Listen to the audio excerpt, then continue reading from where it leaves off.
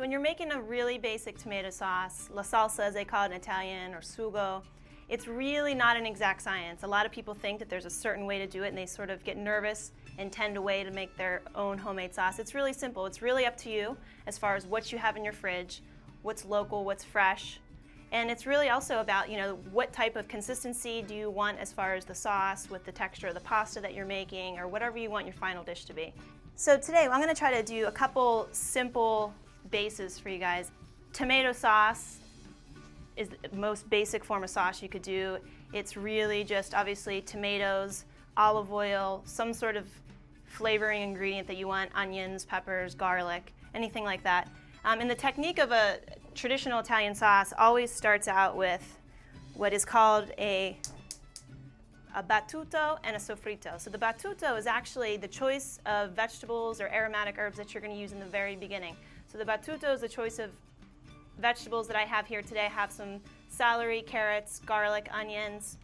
And as soon as that battuto of vegetables hits the olive oil and starts to sort of lightly fry, it becomes a soffritto.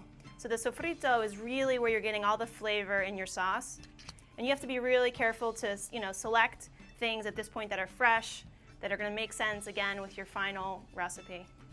When it heats up and it's at the right temperature, it's going to get a little bit translucent, so you know when to add your battuto of vegetables. So the ones that I have today, I minced them real quick in the food processor, and when you do that, I'm going to keep these in the sauce the whole way through. So a lot of times you could also put vegetables in a little bit chunkier. You'd have to remove them at the end. So I'm just going to start out. I could see my olive oil is getting some nice sheen to it. I have a little bit of garlic. I'm probably not going to use it all. So I have just a little bit of celery. And then I'm going to add just a little bit of carrots. Carrots are great if you want to add a little bit of sweetness to your sauce. I don't use too much of them, but if you do like your sauce slightly sweet, I recommend doing carrots instead of an addition of sugar. A little bit of onion. And lower your heat. Once you put the vegetables in, you don't want them to burn or even really get too dark.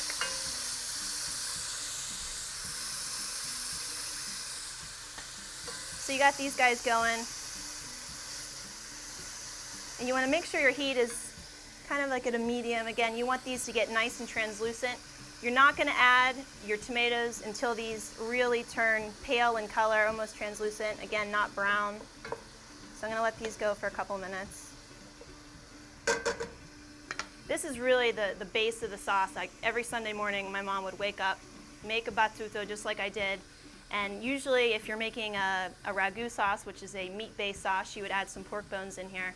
But it's something that to me is extremely traditional if you're doing also a bolognese sauce. It's really the start. This soffritto is really the start and the only time you have to add a lot of layering of flavors. So because I'm showing you guys how to use the minced battuto, for me, there are two ways that you could put your tomatoes in when you're making sauce. You could put them in more of a chunkier style with your hands, which I'll show you.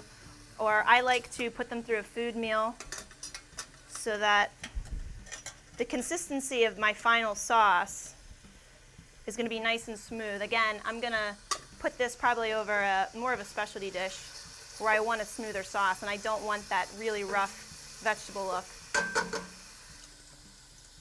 All right, so I'm putting my tomatoes in the food mill.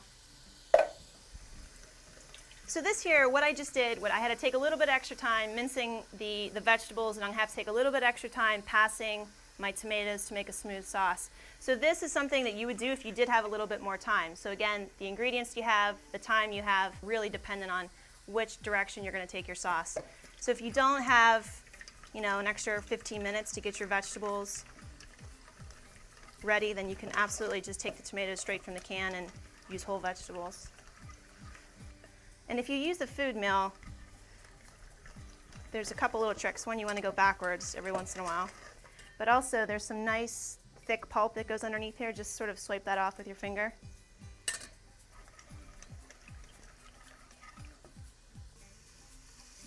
These are still getting nice and soft in here. I'm going to turn my heat up a little bit. But I did use fresh garlic in this one, and I really stress if you have fresh vegetables, fresh anything, to use it. So I'm starting to see, you could see the This has sort of lost its vibrancy, so it's getting a little bit duller as it cooks through. So right now, this soffritto, in my opinion, it's done. It has a nice sizzle to it. The vegetables have slightly lost their color. And more importantly, the onions, you could see they sort of went translucent. So at this point, I'm going to add the passato, the passed tomatoes. It's going to make a nice sizzle. This is all the good stuff under there. You don't want to forget about that. And when you go to add the tomatoes, you're going to hear that nice sizzle. And I probably should put another can of tomatoes in here. And as soon as you do that, you want to turn your heat back up to high because you want to bring those tomatoes to a boil.